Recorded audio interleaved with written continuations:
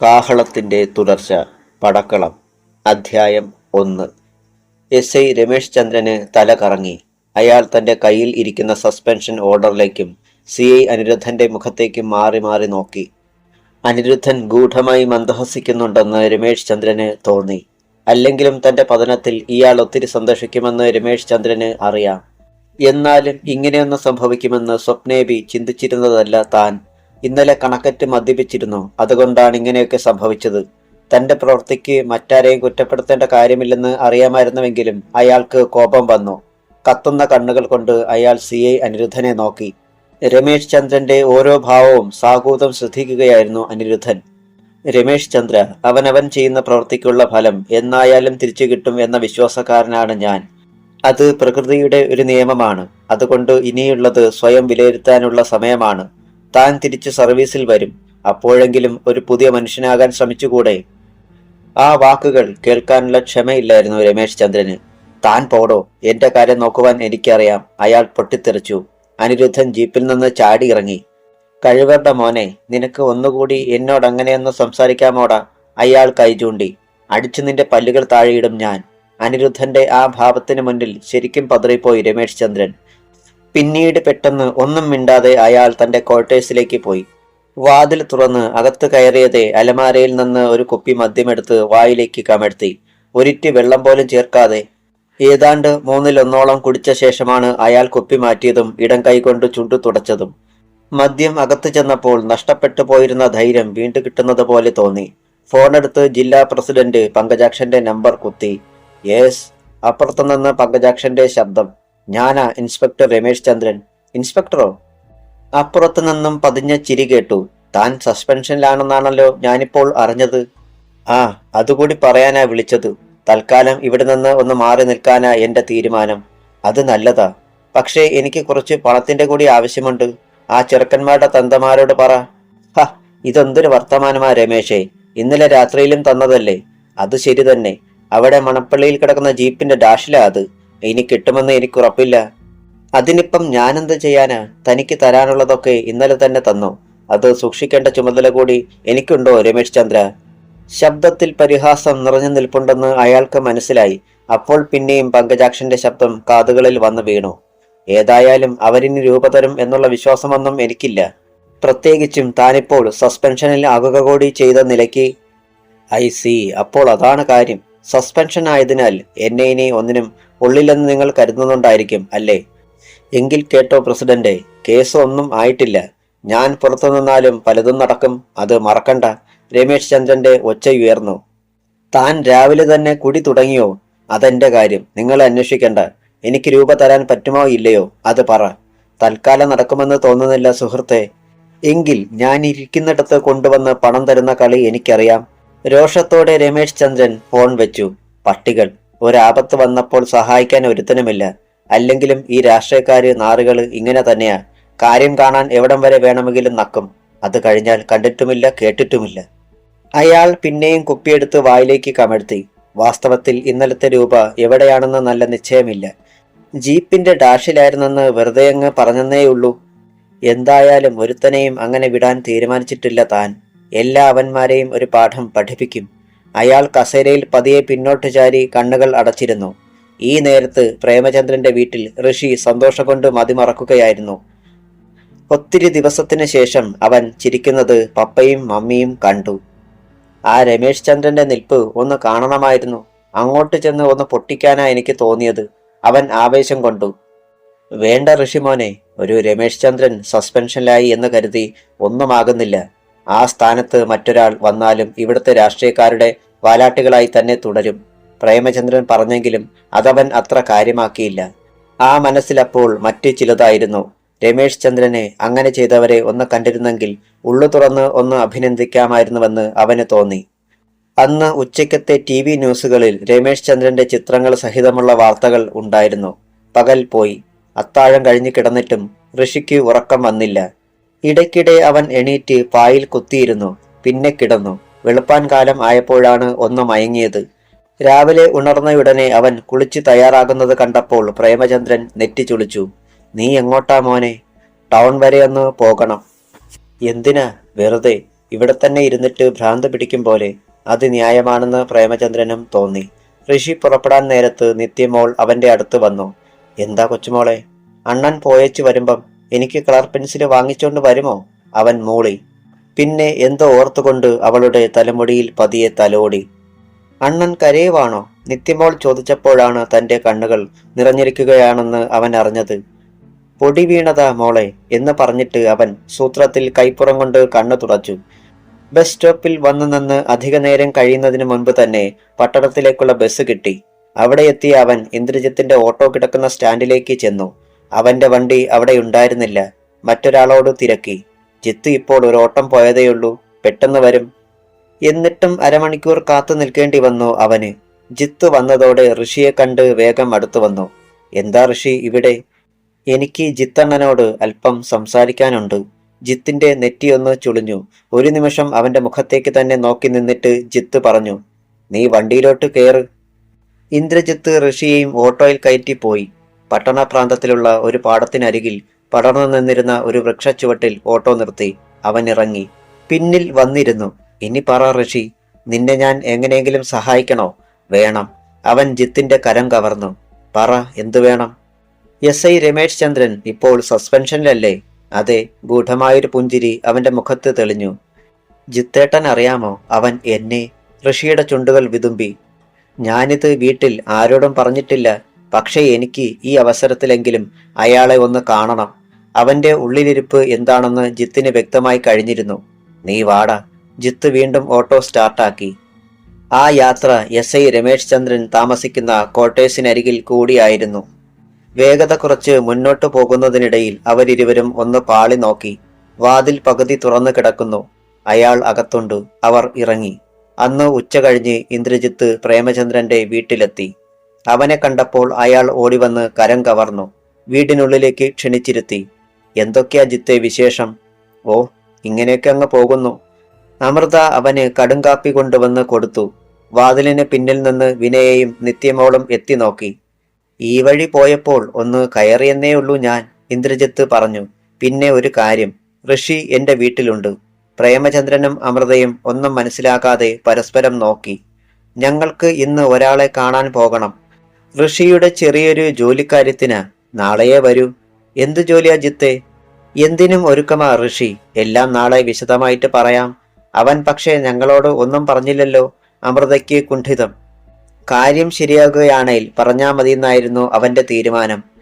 അല്പനേരം കൂടി അവിടെ ഇരുന്നിട്ട് മടങ്ങുമ്പോൾ വിനയെ നോക്കി ഒന്ന് പുഞ്ചിരിക്കാനും അവൻ മറന്നില്ല. രാത്രി കനക്കുകയാണ്. എസ് ഐ രമേശ് ചന്ദ്രൻ നല്ല ഫിറ്റായി കഴിഞ്ഞിരുന്നു. അയാൾ തോല് ഗംഗാധരനെയും ഈട്ടിക്കാടൻ സുരേന്ദ്രനെയും വാസുവിനെയും ഫോണിൽ വിളിച്ച് പണം ആവശ്യപ്പെട്ടിരുന്നു. ആരും കൊടുക്കാൻ തയ്യാറാകാഞ്ഞപ്പോൾ അയാൾ അവരെ പുഴുത്ത തെറി വിളിച്ചു, ഭീഷണിപ്പെടുത്തി. പിന്നെ ഫോൺ ഉയർത്തി തറയിലേക്ക് എറിഞ്ഞു. ഈ നേരത്ത് ഇരുളിന്റെ മറപറ്റി രണ്ടുപേർ മുറ്റം കടന്നെത്തി. ചാരിയിട്ടിരുന്ന വാതിൽ തുറന്ന് അവർ അകത്ത് കടന്നു. രമേശ് ചന്ദ്രന്റെ അവസ്ഥ അവർ കണ്ടു. ഋഷിയും ഇന്ദ്രജിത്തും. ജിത്തിനെ ഒന്ന് നോക്കിയിട്ട് ഋഷി കരുതലോടെ മുന്നോട്ട് നീങ്ങി. അധ്യായം 2. ഇനി തൽക്കാലം ഇവിടെ നിൽക്കണ്ട എന്ന തീരുമാനത്തിലായിരുന്നു എസ് ഐ രമേശ് ചന്ദ്രൻ. തന്നെക്കുറിച്ചുള്ള വാർത്തകൾ പത്രങ്ങളിലും ടിവിയിലുമൊക്കെ വന്നു കഴിഞ്ഞു. ഇന്ന് ഒരു കുപ്പി മദ്യം വാങ്ങുവാൻ ബാറിലേക്ക് ആളിനെ വിട്ടപ്പോൾ പൈസയുണ്ടെങ്കിൽ തന്നുവിടാമെന്നാണത്രേ ബാർമാൻ പറഞ്ഞത്.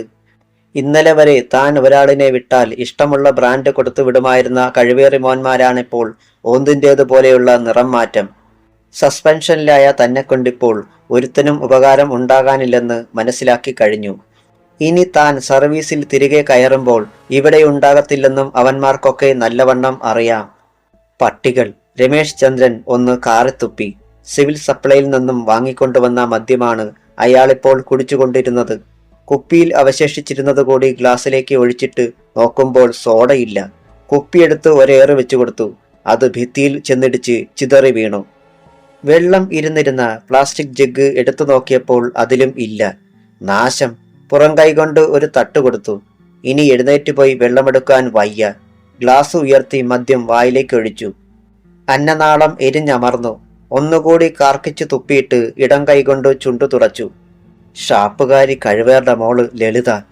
എന്തായാലും ഇത്രയുമായി. അവൾക്കിട്ടൊരു പണി കൊടുത്തില്ലെങ്കിൽ പിന്നെ താൻ ആണാണെന്നും പറഞ്ഞ് ജീവിച്ചിരിക്കുന്നതിൽ അർത്ഥമില്ല. പെട്ടെന്ന് രമേശ് ചന്ദ്രന്റെ ചിന്തകൾ മുറിഞ്ഞു. തന്റെ മുന്നിൽ ഒരാൾ നിൽക്കുന്നു. അടഞ്ഞു പോകുന്ന കണ്ണുകൾ പണിപ്പെട്ട് തുറന്ന് അയാൾ നോക്കി. മഞ്ഞിനുള്ളിൽ നിൽക്കുന്നത് പോലെ. ആളിനെ അങ്ങോട്ട് വ്യക്തമാകുന്നില്ല. ഏത് പട്ടിയാടാ? എനിക്ക് സസ്പെൻഷനാണെന്നറിഞ്ഞ് പരിഹസിക്കാൻ വന്നതാണോടാ റാസ്കൽ? ആരോട് ചോദിച്ചാടാ നീ കേറി വന്നത്? ഋഷി ഒന്നും മിണ്ടാതെ അയാളെ തന്നെ നോക്കി അല്പനേരം നിന്നു. തന്നെ ലോക്കപ്പിലിട്ട് മർദ്ദിച്ചതും തന്റെ അച്ഛനെ തല്ലിയതു മുതൽ രമേശ് ചന്ദ്രൻ തങ്ങളെ ദ്രോഹിച്ചതോരോന്നും അവന്റെ മനസ്സിൽ മാറി മാറി തെളിയുകയായിരുന്നു. എന്താടാ, നിന്റെ വായിൽ പഴമാണോ എന്ന് ചോദിച്ചുകൊണ്ട് രമേശ് ചന്ദ്രൻ ചാടി എഴുന്നേൽക്കാൻ ഭാവിച്ചെങ്കിലും അയാൾക്കതിന് കഴിഞ്ഞില്ല. ഋഷി ചിരിച്ചു. രമേശ് ചന്ദ്രൻ പറ്റിയ കണ്ടീഷനാണ്. വാതിൽക്കൽ നിൽക്കുന്ന ഇന്ദ്രജിത്തിനെ അവൻ നോക്കി. തുടങ്ങിക്കോ എന്ന ഭാവത്തിൽ ജിത്ത് തലയാട്ടി. പിന്നിൽ മറച്ചു പിടിച്ചിരുന്ന ഒരു കുറുവടിയുമായി ഋഷി മുന്നോട്ടെടുത്തു. ഇങ്ങനെ ഒരവസരം കാത്തിരിക്കുവായിരുന്നു രമേശ് സാറേ ഞാൻ. ആരാടാ നീ? അയാൾ വായുവിൽ കൈവീശി. തന്റെ കാലൻ. പറഞ്ഞതും ഋഷി വടി വീശി അടിച്ചു. വലുത് കൈയിലാണ് അടിയേറ്റത്. എടാ, ശബ്ദിക്കരുത് താൻ. ഈ കൈകൊണ്ട് ഒത്തിരി നിരപരാധികളെ തല്ലിച്ചതച്ചവനല്ലേ താൻ. ഇനി ആരുടെ നേരെയും ഈ കൈ ഉയർത്തരുത്. അവൻ പിന്നെയും അടിച്ചു. നിലവിളിച്ചുകൊണ്ട് രമേശ് ചന്ദ്രൻ ചാടി എണീറ്റ് അവനെ ആക്രമിക്കുവാനായി മുന്നോട്ടാഞ്ഞു. പക്ഷേ കാൽവഴി അയാൾ ടീപ്പോയിലേക്ക് കമിഴ്ന്നു വീണു. അതിലിരുന്ന ഗ്ലാസും കുപ്പികളും ചിതറി. അവിടെ നിന്ന് എണീൽക്കുവാൻ കഴിഞ്ഞില്ല രമേശ് ചന്ദ്രന്. വാശിയോടെ അടിക്കുകയായിരുന്നു ഋഷി. ഇനി ആ നില തുടർന്നാൽ രമേശ് ചന്ദ്രന്റെ കൊലപാതകത്തിന് ഉത്തരം പറയേണ്ടി വരും എന്ന് മനസ്സിലാക്കിയ ഇന്ദ്രജിത്ത് ഓടിച്ചെന്ന് അവനെ പിടിച്ചു മാറ്റുകയായിരുന്നു. മതി ഋഷി, ഇയാള് ചത്തുപോകും. ചാകട്ടെ. ഇവനൊക്കെ ജീവിച്ചിരിക്കുന്നതിനേക്കാൾ നല്ലത് അത് തന്നെ. ജിത്തിന്റെ പിടിയിൽ നിന്ന് കുതറിയിട്ട് അവൻ പിന്നെയും അയാളെ അടിച്ചു. നിന്റെ ചേട്ടനെ പോലെ നിനക്കും ജയിലിൽ കഴിയണോ? എങ്കിൽ ഇയാളെ കൊന്നേര്. ജിത്തിന്റെ വാക്കുകൾ അവന്റെ മനസ്സിൽ തറഞ്ഞു. രമേശ് ചന്ദ്രനെ വീണ്ടും അടിക്കാനായി വടി ഉയർത്തിയ അവന്റെ കൈകൾ നിശ്ചലമായി. ചകിതഭാവത്തിൽ അവൻ ജിത്തിനെ നോക്കി. എന്താ നിർത്തിക്കളഞ്ഞത്? ജിത്തേട്ട, ഞാൻ വേണ്ട. ഇനി ഇവിടെ നിൽക്കുന്നത് അപകടമാണ്. ഇയാളുടെ നിലവിളി കേട്ട് ആരെങ്കിലും വന്നാൽ നമ്മൾ പിടിക്കപ്പെടും. മുറിയിലെ ലൈറ്റ് അണച്ചിട്ട് ഋഷിയുടെ കൈ പിടിച്ച് അവൻ പുറത്തേക്ക് കുതിച്ചു. റോഡിൽ കുറച്ചു ദൂരം എത്തിയപ്പോൾ രമേശ് ചന്ദ്രന്റെ ക്വാർട്ടേഴ്സിനരികിൽ ആളുകളുടെ ശബ്ദങ്ങൾ കേട്ടു. ഋഷി, വേഗം! അവന്റെ കൈ വിട്ടിട്ട് ഇന്ദ്രജിത്ത് ഓടാൻ തുടങ്ങി. പിന്നാലെ ഋഷിയും. ഓട്ടോയ്ക്കരികിലെത്തും മുൻപ് എതിരെ ഒരു വാഹനം വരുന്നത് കണ്ടു. അതിന്റെ വെളിച്ചം ശരീരത്തിൽ പതിയും മുൻപ് ജിത്ത് ഋഷിയെ പിടിച്ച് ഓടയിലേക്ക് ചാടി കമിഴ്ന്നു കിടന്നു. ഒരു കാറായിരുന്നു അത്. അത് കടന്നുപോയ ഉടനെ വീണ്ടും എണീറ്റ് ഓടി. 10 മിനിറ്റ് കൊണ്ടാണ് ഓട്ടോക്കരികിലെത്തിയത്. അവർ ചാടിക്കയറി. എഞ്ചിന് ജീവൻ വെച്ചു. ഓട്ടോ പാഞ്ഞുപോയി. വാസ്തവത്തിൽ ജിത്തിന്റെ വീട്ടിൽ എത്തിയപ്പോഴാണ് ഋഷിക്ക് ആശ്വാസമായത്. ഇന്ദ്രജിത്തിന്റെ അച്ഛനമ്മമാർ ഉറങ്ങിക്കഴിഞ്ഞിരുന്നു. അവന്റെ ചേച്ചിയാണ് വാതിൽ തുറന്നു കൊടുത്തത്. രണ്ടാളും കൂടി ഇത്രയും നേരം എവിടെയായിരുന്നു? ചേച്ചി തിരക്കി. സെക്കൻഡ് ഷോ സിനിമ കാണാമെന്ന് തീരുമാനിച്ചു പോയതാ. ചെന്നപ്പോൾ ഭയങ്കര തിരക്ക്. പിന്നങ്ങ് തിരിച്ചു പോന്നു, ജിത്ത് പറഞ്ഞു. രണ്ടാളും വല്ലാതെ വിയർത്തിട്ടുണ്ടല്ലോ. ഓ അതോ, തിയേറ്ററിലെ തിക്കും തിരക്കും. പിന്നെ ഇന്നെന്തൊരു ചൂടായിരുന്നു. ജിത്ത് ഷർട്ടിന്റെ ബട്ടണുകൾ അഴിച്ചു. ഞങ്ങളൊന്ന് കുളിച്ചിട്ട് വരട്ടെ. അപ്പോഴേക്കും ചേച്ചി ചോറ് വിളമ്പ്.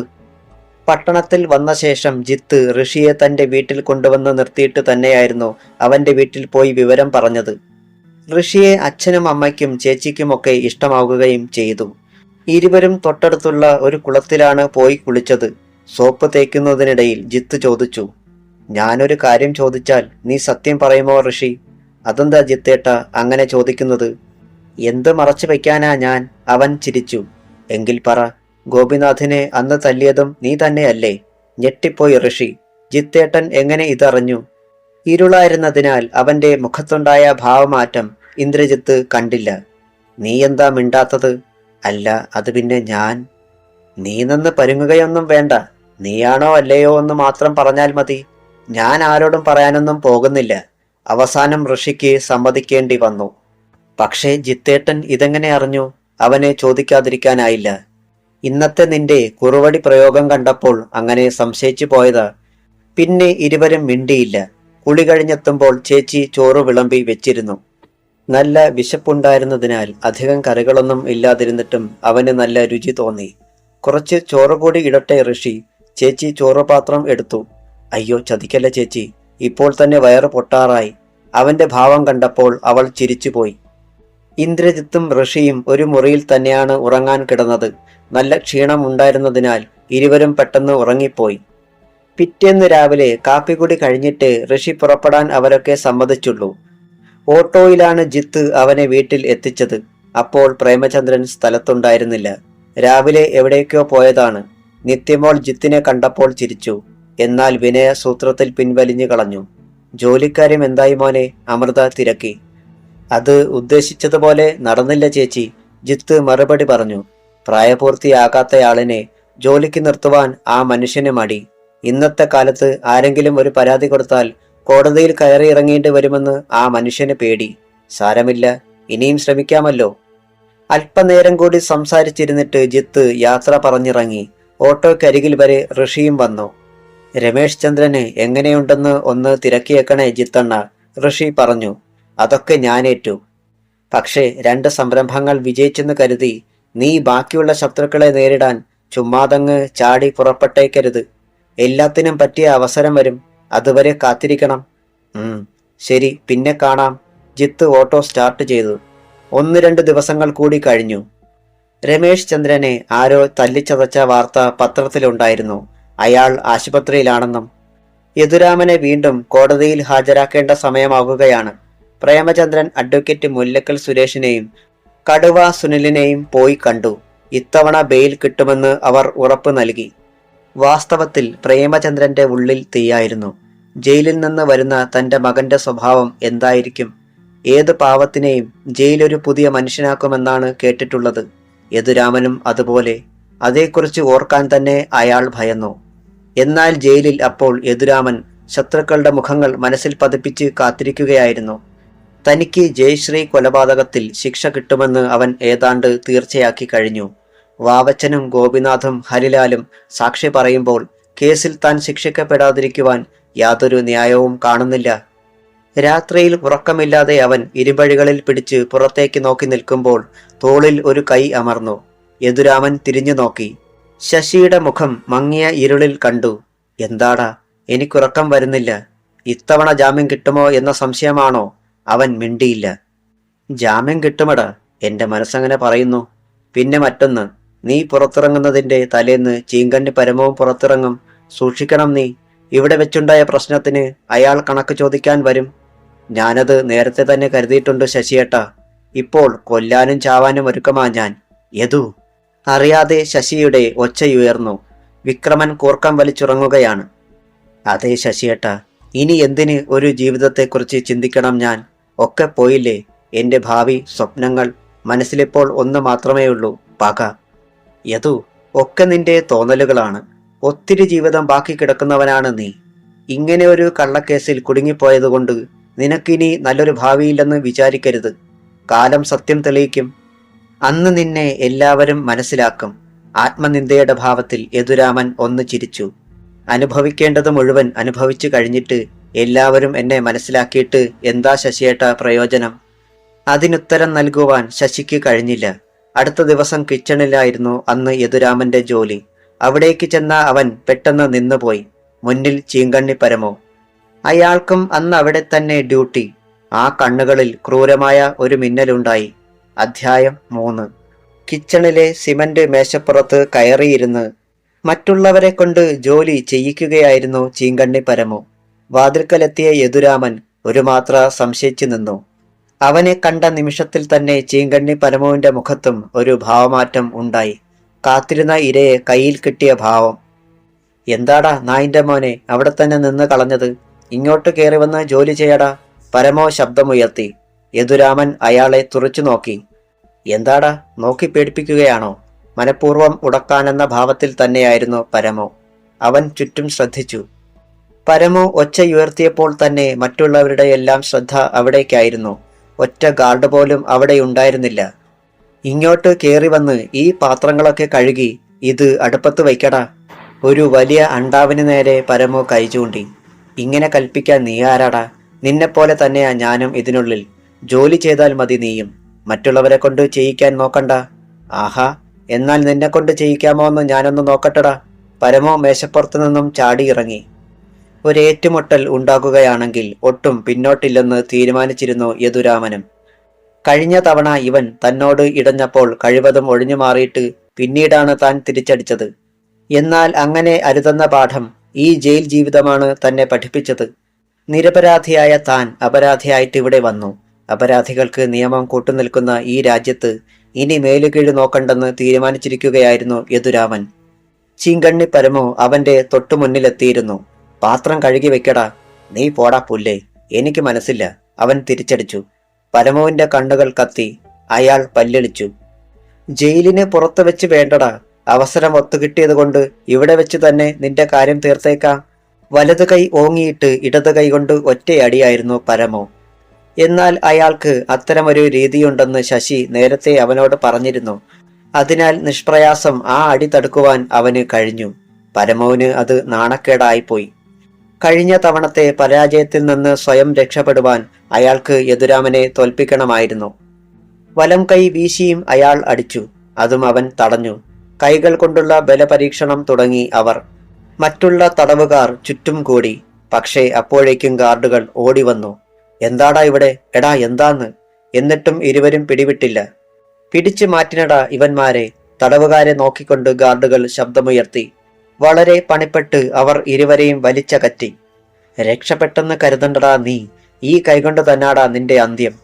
കുതിർന്നതിനിടയിൽ പരമോ വിളിച്ചലറി. അതിനു മുമ്പേ നിന്റെ അന്ത്യം നടന്നിരിക്കുമടാ, യദുരാമനും വെല്ലുവിളിച്ചു. കൊണ്ടുപോ രണ്ടിനെയും, എന്ന് പച്ചവെള്ളം കൊടുക്കണ്ട. തടവുകാർ തന്നെയാണ് ഇരുവരെയും സെല്ലുകളിൽ എത്തിച്ചത്. ഗാർഡുകൾ അവ പൂട്ടുകയും ചെയ്തു. സെല്ലിൽ ബാക്കിയുണ്ടായിരുന്നവരെയൊക്കെ ചെറിയ പണികൾക്കായി നിയോഗിച്ചിരുന്നു. വൈകിട്ട് സെല്ലിലെത്തിയ ശശിയും വിക്രമനും എല്ലാം അറിഞ്ഞിട്ടാണ് വന്നത്. അതുകൊണ്ട് അവനുള്ള അത്താഴവും അവർ കരുതിയിരുന്നു. നീ ഒന്നും കഴിച്ചില്ലല്ലോടാ, ഇന്നാ ഇതങ്ങ് കഴിച്ചോ. ആഹാരം നിറച്ച അലുമിനിയം പാത്രം നീട്ടിക്കൊണ്ട് വിക്രമൻ പറഞ്ഞു. വേണ്ട, ഇന്നെനിക്ക് ഉപവാസമാ. അവർ ഇരുവരും ഒത്തിരി നിർബന്ധിച്ചെങ്കിലും അവൻ ഒന്നും കഴിച്ചില്ല. ദിവസങ്ങൾ കഴിഞ്ഞുകൊണ്ടിരുന്നു. ചീങ്കണ്ണി പരമുവിന്റെ ജയിൽവാസം കഴിഞ്ഞു. കോടതിയിലെത്തിച്ച അയാൾ ജാമ്യം കിട്ടിപ്പോയി. ഇനി താൻ, യദുരാമൻ ഓർത്തു. നാളെ തന്നെയും കോടതിയിൽ ഹാജരാക്കും. ജാമ്യം കിട്ടുമോ തനിക്ക്? അതോ കഴിഞ്ഞ തവണത്തേതുപോലെ? നിനക്ക് ജാമ്യം കിട്ടുമടാ, ശശി അവന്റെ ഭാവം കണ്ടിട്ട് പറഞ്ഞു.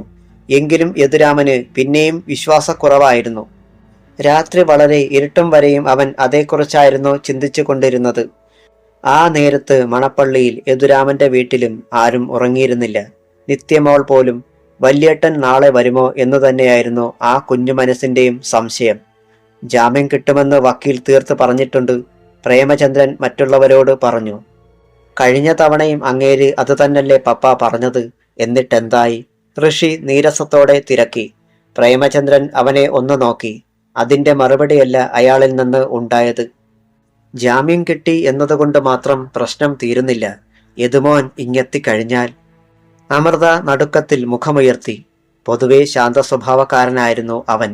പക്ഷേ ദേഷ്യം വന്നു കഴിഞ്ഞാൽ ഇപ്പോഴത്തെ അവന്റെ സ്വഭാവം എങ്ങനെയായിരിക്കുമെന്ന് ആര് കണ്ടു? എല്ലാവർക്കും കൂടിയുള്ള ഒരു നിർദ്ദേശം പ്രേമചന്ദ്രൻ മുന്നോട്ട് വെച്ചു. കത്തുന്ന മനസ്സുമായിട്ടായിരിക്കും യദുരാമൻ പുറത്തിറങ്ങുന്നത്. ആ തീയിലേക്ക് എണ്ണ പകർന്ന് അതിനെ ആളിക്കത്തിക്കുവാൻ ആരും ശ്രമിക്കരുത്. ഋഷിയുടെ മുഖത്തേക്ക് നോക്കിയാണ് അയാൾ ആ വാചകം പറഞ്ഞത്. കഴിവതും അവനെ ആശ്വസിപ്പിക്കാനും ധൈര്യം കൊടുക്കുവാനുമേ എല്ലാവരും ശ്രമിക്കാവൂ. കൈവിട്ടു പോയാൽ പിന്നീടൊരിക്കലും പഴയ യദുവായിട്ട് അവനെ നമുക്ക് കിട്ടിയെന്ന് വരില്ല. മനസ്സിലായല്ലോ? ഋഷി പപ്പയോടെന്തോ ചോദിക്കാൻ ഭാവിക്കുകയായിരുന്നു. ആ നേരത്താണ് പുറത്തുനിന്ന് ഒരു ശബ്ദം കേട്ടത്. മിസ്റ്റർ പ്രേമചന്ദ്രൻ ഇവിടെയുണ്ടല്ലോ അല്ലേ? എല്ലാവരും തിരിഞ്ഞു നോക്കി. ആരാ അവിടെ? വിളക്കുമായി പ്രേമചന്ദ്രൻ എഴുന്നേറ്റ് വാതിൽക്കലേക്ക് ചെന്നു. അത് തുറന്നു. പുറത്ത് തലയിലൂടെ തുവർത്തിട്ട് ഒരാൾ. ആരാ? ആ മനുഷ്യൻ തുവർത്ത് മാറ്റി. മെമ്പർ ശിവരാമൻ. പ്രേമചന്ദ്രന്റെ മുഖത്ത് പുച്ഛം നിറഞ്ഞു. എന്താ മെമ്പറെ ഈ രാത്രിയില്? ഞാൻ വഴി കാണിക്കാൻ ഇവരുടെ കൂടെ വന്നതാ, പറഞ്ഞിട്ട് ശിവരാമൻ തിരിഞ്ഞു നോക്കി. 3 പേർ വെളിച്ചത്തിലേക്ക് വന്നു. പ്രേമചന്ദ്രന്റെ നെറ്റി ചുളിഞ്ഞു. തോല് ഗംഗാധരനും ഈട്ടിക്കാടൻ സുരേന്ദ്രനും വാസുവും, വാവച്ചന്റെയും ഗോപിനാഥിന്റെയും ഹരിലാലിന്റെയും പിതാക്കന്മാർ. ഞങ്ങളെ പരിചയപ്പെടുത്തണ്ടല്ലോ അല്ലേ? ഞാൻ തോല് ഗംഗാധരനെ പൂർത്തിയാക്കാൻ സമ്മതിക്കാതെ പ്രേമചന്ദ്രൻ കൈ ഉയർത്തി. വേണ്ട, വന്ന കാര്യം പറഞ്ഞിട്ട് പോകാം. എന്താ പ്രേമചന്ദ്ര ഇങ്ങനെ? വീട്ടിൽ വരുന്നവരെ അകത്തേക്കൊന്ന് വിളിച്ചിരുത്തുക പോലും ചെയ്യാതെ വാസു വിളറി ചിരിച്ചു. ഇപ്പോൾ ഞാൻ ഇങ്ങനെയാ? അറുത്തുമുറിച്ച മട്ടിലായിരുന്നു അയാളുടെ മറുപടി. പിന്നെ വീട്ടിൽ കയറ്റിയിരുത്താൻ പറ്റിയ കക്ഷികളാണ് നിങ്ങളെന്ന് എനിക്ക് തോന്നുന്നുമില്ല. ഇനി തോന്നിയിരുന്നെങ്കിൽ തന്നെ നിങ്ങളെ ഇരുത്തുവാൻ പറ്റിയ ഇരിപ്പിടങ്ങളൊന്നും ഇല്ലതാനും. എങ്ങനെയാ അതൊക്കെ എനിക്ക് നഷ്ടപ്പെട്ടതെന്ന് പ്രത്യേകിച്ച് പറഞ്ഞു തരണ്ടല്ലോ ഞാൻ. ആരും പെട്ടെന്നൊരു മറുപടി പറഞ്ഞില്ല. അമൃതയും മക്കളും എല്ലാം ശ്രദ്ധിച്ചുകൊണ്ട് പ്രേമചന്ദ്രന്റെ പിന്നിൽ നിൽപ്പുണ്ടായിരുന്നു. ആ അതൊക്കെ പോട്ടെ, സ്വതസിദ്ധമായ ശൈലിയിൽ മെമ്പർ ശിവരാമൻ പറഞ്ഞു. തമ്മിൽ തർക്കിക്കാനോ വഴക്കിടാനോ ഒന്നുമല്ലല്ലോ ഈ രാത്രിയിൽ നമ്മൾ വന്നത്. സംസാരിക്കാനുള്ളത് നിങ്ങൾ തമ്മിൽ സംസാരിച്ചാട്ടെ. എനിക്കൊന്നും സംസാരിക്കാനില്ല. പ്രേമചന്ദ്രൻ തിരിഞ്ഞു നടക്കാൻ ഭാവിച്ചു. നിൽക്ക് പ്രേമചന്ദ്ര, പറയാനുള്ളത് ഞങ്ങൾക്കാണ്, ഹരിലാലിന്റെ അച്ഛൻ വാസു പറഞ്ഞു. പ്രേമചന്ദ്രൻ തിരിഞ്ഞു നിന്നു. എന്താ? വാസു അമൃതയെയും മക്കളെയും നോക്കിയിട്ട് അറിയിച്ചു. സ്വകാര്യമാണ്. പുറത്തേക്ക് ഒന്നിറങ്ങി വന്നാൽ സാധ്യമല്ല. കാരണം എനിക്ക് നിങ്ങളെ വിശ്വാസമില്ല. എന്നെയും. ശിവരാമൻ ഇടയ്ക്ക് കയറി തിരക്കി. കൂടുതൽ വിശ്വാസക്കേട് തന്നെയാ. വിളറിപ്പോയി ശിവരാമൻ. പ്രേമചന്ദ്രൻ തുടർന്നു. മാത്രവുമല്ല, എനിക്കിപ്പോൾ സ്വകാര്യങ്ങളില്ല. എന്റെ ഭാര്യയും മക്കളും കൂടി കേൾക്കാനും അറിയാനും പറ്റിയ കാര്യമാണെങ്കിൽ പറഞ്ഞാൽ മതി. നിങ്ങൾ 4 പേരും പരസ്പരം നോക്കി. പിന്നെ സ്വകാര്യമായിട്ടെന്തോ സംസാരിച്ചു. അതിനെന്താ? ഇത് ഒളിച്ചു വെക്കേണ്ട കാര്യമല്ലല്ലോ. ഒരു പാലമിട്ടാൽ അങ്ങോട്ടും ഇങ്ങോട്ടും. താനങ്ങ് പറയടോ വീട്ടിക്കാടാ. അല്ല പിന്നെ. ശിവരാമൻ പ്രോത്സാഹിപ്പിച്ചു. ഈട്ടിക്കാടൻ സുരേന്ദ്രൻ മുന്നോട്ട് വന്നു. ഒരിക്കൽ ശിവരാമൻ സാറ് സൂചിപ്പിച്ച പ്രശ്നം തന്നെയാ. ഏതായാലും വരാനുള്ളതൊക്കെ വന്നു പ്രേമചന്ദ്ര. ഞങ്ങളുടെ മക്കളുടെ ഭാഗത്തും തെറ്റുണ്ട്, ഞങ്ങൾക്കറിയാം. തന്റെ മകൻ ആരെയും കൊന്നിട്ടില്ല, അതും അറിയാം. പ്രേമചന്ദ്രന്റെ കണ്ണുകൾ കുറുകി വന്നു. ഞങ്ങളുടെ മക്കൾ സാക്ഷി പറഞ്ഞാൽ തന്റെ മോൻ ശിക്ഷിക്കപ്പെടും, അതുറപ്പാ. അതുകൊണ്ട് എന്റെയും ഇവരുടെയും മക്കൾ സാക്ഷി വിസ്താര സമയത്ത് മൊഴികൾ മാറ്റി പറയുവാൻ ഒരുക്കമാ. എന്താണെന്ന് അറിയില്ല, അവർക്കിപ്പോൾ നല്ല കുറ്റബോധം തോന്നുന്നുണ്ട്. യദുരാമൻ രക്ഷപ്പെടണം എന്ന് തന്നെയാണ് അവരുടെ ആഗ്രഹം. ഇപ്പോൾ ഞങ്ങളെ നിർബന്ധിച്ച് ഇങ്ങോട്ടയച്ചതും അവർ തന്നെ. ഇക്കാര്യം ഇവിടെ വന്ന് പറയേണ്ട ആവശ്യമില്ലായിരുന്നല്ലോ. കോടതിയിൽ ബോധിപ്പിച്ചാൽ മതിയായിരുന്നല്ലോ. നീരസത്തോടെ പ്രേമചന്ദ്രൻ തിരക്കി. പിന്നിൽ കത്തുന്ന മുഖത്തോടെ ഓരോരുത്തരെയും ശ്രദ്ധിച്ചു നിൽക്കുകയായിരുന്നു ഋഷി. അത് ശരിയാണ് പ്രേമചന്ദ്രൻ പറഞ്ഞത്. ബാക്കി സംസാരിച്ചത് ഗോപിനാഥിന്റെ അച്ഛൻ തോല് ഗംഗാധരനാണ്. പക്ഷേ ഞങ്ങളുടെ അരികിൽ ഒരു അപേക്ഷയുമായാണ് അവരെത്തിയത്. അതായത് ഞങ്ങളുടെ മക്കളുടെ പേരിൽ നിങ്ങൾ കൊടുത്തിരിക്കുന്ന കേസും പിൻവലിക്കണം. ഇവിടെ സംഭവിച്ചതിനൊക്കെ കോമ്പൻസേഷൻ തരാം ഞങ്ങൾ. പുതിയ വീട്, നിങ്ങൾക്ക് ജീവിക്കാനുള്ള പണം. ഗംഗാധരന് പൂർത്തിയാക്കാൻ കഴിയും മുൻപ് പ്രേമചന്ദ്രന്റെ ശബ്ദം ഗർജനമായി ഉയർന്നു. നിർത്തടാ, എന്നിട്ട് വേഗം സ്ഥലം കാലിയാക്കാൻ നോക്ക്. നീയൊക്കെ പറഞ്ഞു വന്നപ്പോഴേ എനിക്ക് സംശയമുണ്ടായിരുന്നു. പോകാൻ. അല്ല പ്രേമചന്ദ്ര, ഒന്നുകൂടി ആലോചിച്ചിട്ട് മുന്നിൽ നിന്നിരുന്ന വാസു പറഞ്ഞു. സഹിക്കാൻ കഴിഞ്ഞില്ല പ്രേമചന്ദ്രന്. തന്റെ പെൺമക്കളുടെ മാനത്തിന് വില പറയാൻ വന്നിരിക്കുന്ന റാസ്കൽസ്. കാലുയർത്തി ഒറ്റ ചവിട്ടായിരുന്നു അയാൾ വാസുവിന്റെ നെഞ്ചത്ത്. വാസു മറ്റുള്ളവർക്കിടയിലേക്ക് മലർന്നു. അവർ താഴെ വീഴാതെ അയാളെ താങ്ങി. പ്രേമചന്ദ്ര, നീ നോവിച്ചത് ആരെയാണെന്നറിയാമോടാ? നിവർന്നു നിന്ന് വാസു കൈ ചൂണ്ടി. ഇതിന്റെ ഫലം നിന്നെ ശരിക്ക് അറിയിച്ചില്ലെങ്കിൽ എന്റെ പേരെടുത്ത് നീ പട്ടിക്കിട്ടോടാ. എങ്കിൽ ആ പട്ടി ഏതെങ്കിലും പുഴയിൽ ചാടി ചാകും, ഋഷി വിളിച്ചു പറഞ്ഞു. പ്രേമചന്ദ്രൻ തിരിഞ്ഞ് ഋഷിയെ വിലക്കം പോലെ വിളിച്ചു. മോനെ. അവൻ പിന്നെ ഒന്നും പറഞ്ഞില്ല. ഇനി ഇവിടെ നിൽക്കണ്ട, പോയേക്കാം. ശിവരാമൻ തിരിഞ്ഞു നടന്നു. മെമ്പർ ഒന്നവിടെ നിന്നേ. അമൃത മുന്നോട്ട് വന്നു. ശിവരാമൻ തോളിന് മുകളിലൂടെ തല തിരിച്ചു. തനിക്കുമുണ്ടല്ലോ ഭാര്യയും മക്കളും. അവരെ വ്യഭിചാരത്തിന് വിടുമ്പോൾ താൻ എത്രയാ വില നിശ്ചയിച്ചിരിക്കുന്നത്? മുഖമടച്ച് ഒരടിയേറ്റതുപോലെ പിടഞ്ഞുപോയി ശിവരാമൻ. അമൃത തുടർന്നു. നിങ്ങളീ വന്ന് പറഞ്ഞതിന് കുറ്റിച്ചൂലെടുത്ത് തല്ലി വിടുകയായിരുന്നു വേണ്ടിയിരുന്നത്. അങ്ങനെ ചെയ്യാതിരുന്നത് ഞങ്ങളുടെ സംസ്കാരം കൊണ്ട് മാത്രമാ. കടന്നു പോടോ ഒരു ജനസേവകൻ. പല്ല് കടിച്ചുകൊണ്ടാണ് 4 പേരും പോയത്. അവർ ഇരുളിൽ മറയുന്നത് വരെ പ്രേമചന്ദ്രനും കുടുംബവും നോക്കി നിന്നു. അല്പം കഴിഞ്ഞ് വിനയാണ് ചോദിച്ചത്. ഋഷി എന്തിയെ മമ്മി? പ്രേമചന്ദ്രനും അമൃതയും നെറ്റിച്ചുളിച്ചു. മോനെ ഋഷി. മറുപടിയില്ല. അവർ ആ വീട് മുഴുവൻ തിരഞ്ഞു. അവനെ കണ്ടില്ല. എല്ലാവരും പരിഭ്രാന്തരായി. തോല് ഗംഗാധരനെയും വാസുവിനെയും ഈട്ടിക്കാടൻ സുരേന്ദ്രനെയും പറഞ്ഞു വിട്ടതിന് ശേഷം വീട്ടിലേക്ക് നടക്കുകയായിരുന്നു മെമ്പർ ശിവരാമൻ. പെട്ടെന്നാണ് ഇടവഴിയിൽ ഒരു നിഴൽ പിടച്ചത്. ആരാ അത്? ഭയത്തോടെ അയാൾ ചോദിച്ചപ്പോഴേക്കും കാൽമുട്ടിന് താഴെ കുറുവടി കൊണ്ടുള്ള അടിയേറ്റു. അയ്യോ, എന്നെ കൊന്നേ എന്ന് അലറിക്കൊണ്ട് അയാൾ വഴിയിൽ കമിഴ്ന്നു വീണു. ബാക്കി ഭാഗം നാളെ.